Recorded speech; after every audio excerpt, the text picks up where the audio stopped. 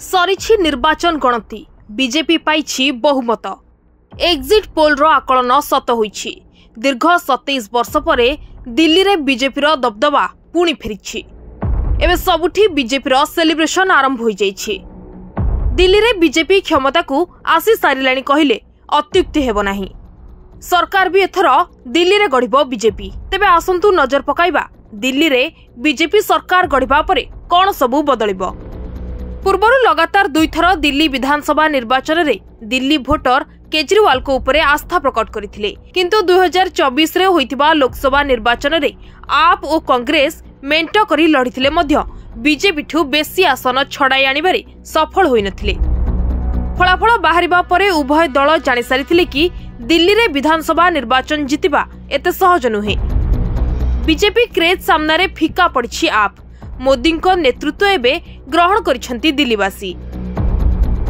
एबे निकटरे शेष होइतिबा महाराष्ट्र विधानसभा निर्वाचन और परे अनुष्ठित होइतिबा हरियाणा और झारखंड विधानसभा निर्वाचन मध्यरु केवल हरियाणा रे बीजेपी विजयी होइतिबा बेले झारखंड रे दल पराजय वरण करथिला। झारखंड हारिबा परठू कुआ जाउथिला कि मोदी को लोकप्रियता कमुछि, किंतु दिल्ली रे बीजेपी जितिबा परे मोदी को लोकप्रियता कमिनी एवं तांको प्रतिद्वंदी केही नाहादी बोली प्रमाण होई जाइछि। एहा सह बीजेपी नेता माने एबेठू कहिबा आरंभ करिदेलेनी जे मोदी को अवसर समय एबे आसिनी। 2029 रे तांको नेतृत्व रे पुणी बीजेपी मैदान को ओल्हिबो। 2024 साधारण निर्वाचन रे बीजेपी सीट कमिबा और कांग्रेस सीट बढ़िबा परे कांग्रेस नेतृत्व बेस खुशी हो जाइथिले, किंतु परे गोटिए राज्य रे बीजेपी जितिला और कांग्रेस हारिला। एबे स्थिति एमिति होई जाइछि जे कांग्रेस नेतृत्वाधीन इंडिया मेंटर मध्य फाट देखा देलानी।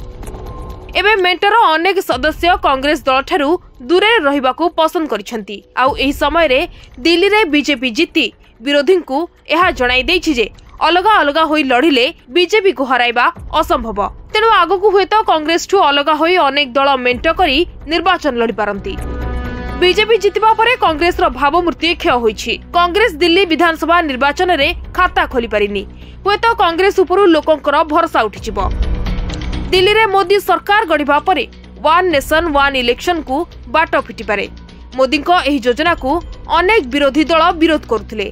अनेक बिल गृह रे पास होई पारु नथिला, किंतु एबे बीजेपी सत्ता को आसीबा परे बाकी थिबा बिल पास करबा पई बीजेपी पई सहज हेबो। यासो दिल्ली रे बीजेपी रो महाविजय परे सक्रिय होइबो संघ। पूर्व लोकसभा इलेक्शन रे राष्ट्रीय स्वयंसेवक संघ प्रचार रु निजको दूरे रखितिला, कारण वर्तमान रो बीजेपी राष्ट्रीय अध्यक्ष जेपी नड्डा आरएसएस को नै एक मंतव्य देइथिले, जाहाकू नै विवाद उपजिथिला। हेले दिल्ली निर्वाचन रे संघ प्रचार करुथिबा नै सूचना मिलिथिला। या पूर्वरु महाराष्ट्र विधानसभा निर्वाचन रे मध्य संघ प्रमुख भूमिका ग्रहण करिथिला एवं बीजेपी प्रचंड बहुमत महाराष्ट्र रे हासिल करी सरकार गठन करिथिला।